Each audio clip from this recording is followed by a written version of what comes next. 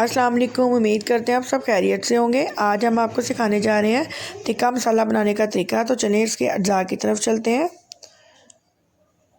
सूखा धनिया 2 टीस्पून, ज़ीरा 2 टीस्पून, काली मिर्च 1 टीस्पून, साबुत गोल मिर्च 3 टीस्पून, हल्दी 1.5 टीस्पून, नमक 1 टीस्पून, लौंग 1/2 टीस्पून,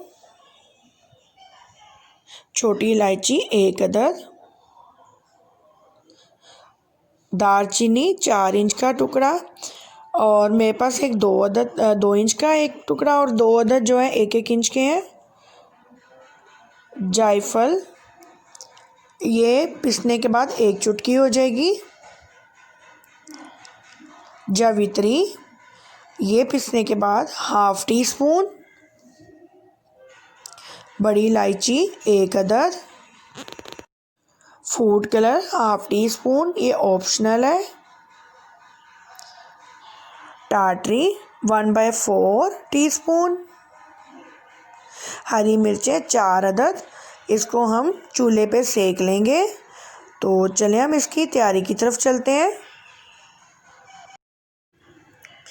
अब हम एक बाउल लेते हैं, उसमें तमाम चीज़ें ऐड कर देते हैं।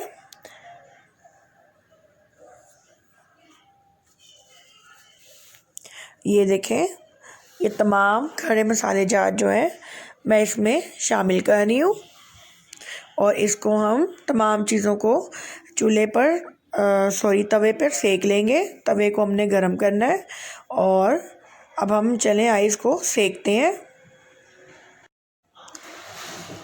और ये देखें, तवा हमारा हीट अप हो चुका है। अब हम इस तमाम मसाले जात इस पर डाल देंगे, और अब हमने इसको रोस्ट करना है। इसको हमने मुसलसल हिलाते चले जाना है ताकि ये अच्छी तरह सिक जाए और कहीं से जलने ना पाए। क्योंकि जब हम इसको ऐसे थोड़ा टाइम के लिए भी छोड़ देंगे तो कहीं से इसको हीट ज़्यादा लग जाएगी और कहीं से कम लगेगी, इसलिए हमने इसको मुसलसल चलाते चले जाना है। ये देखें,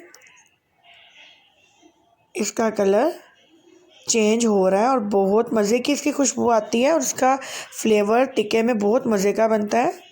और ये देखें, ये रोस्ट हो चुका है। अब हम तवे को उतार देंगे और मसाले को थोड़ा ठंडा होने के लिए रख देंगे। और दूसरी तरफ हम हरी मिर्चों को सेक लेते हैं।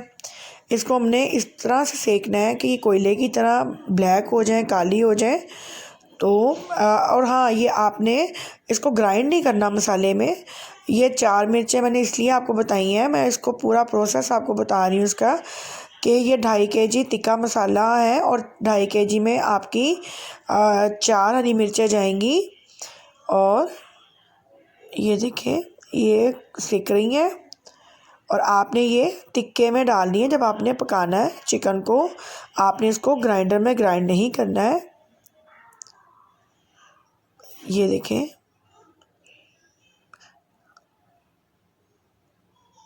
ये ब्लैक हो चुकी हैं। अब इसी तरह से हम दूसरी 2 को भी सेकते हैं।